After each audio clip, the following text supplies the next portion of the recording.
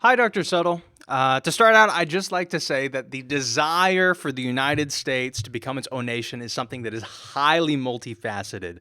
And the American Yop, Locke and Wright say that in its origins, the pursuit of independence had both long-term and short-term causes.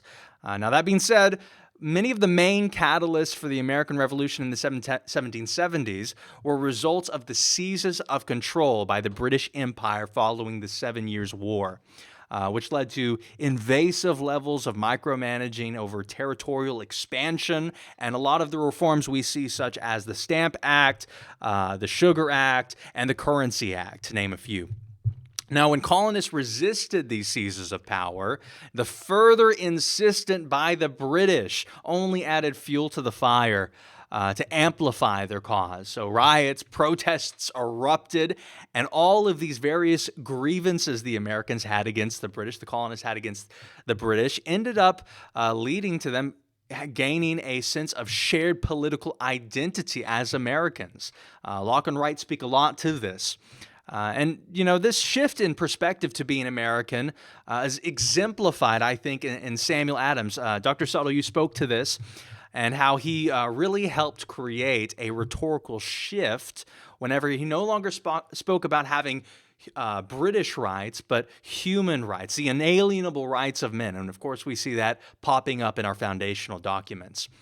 Thomas Paine's Common Sense was a really significant work in shaping thought and voicing the concerns that many shared in the movement towards independence.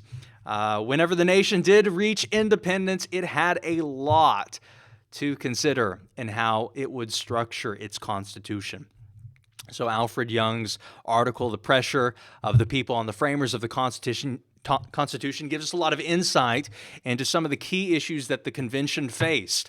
One of the largest debated subjects here being the scope and size of government. And two traditions emerged, that of coercion and that of accommodation. And just to give it a little bit of an example, one of the most powerfully influential perspectives, that of Madison, in his Federalist Essay number 10, he argued that if the sphere of government was too small, a simple majority is going to have too much power and is going to be able to squash a particular interest. Therefore, there was this push to extend the sphere of influence to more parties and interests, and this push really gained a lot of traction.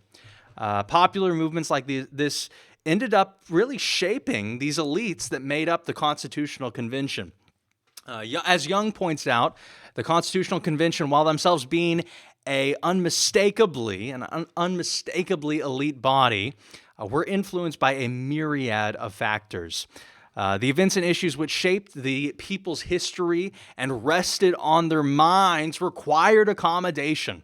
But the framers of the Constitution gave it to them. The process of accommodation applied to what Young called the ghosts of years past.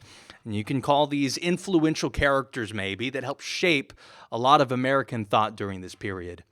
The first and most influential of these ghosts is someone I've already mentioned, that of Thomas Paine, whose work Common Sense spurred the people to independence and away from monarchical rule. One quote from his work is this: "Let a crown be placed thereon by which the world may know that so far as we approve of monarchy, that in America the law is king.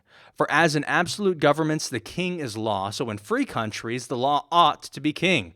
And there ought to be no other, but lest any ill use should afterwards arise, let the crown at the conclusion of the ceremony be demolished and scattered among the people whose right it is."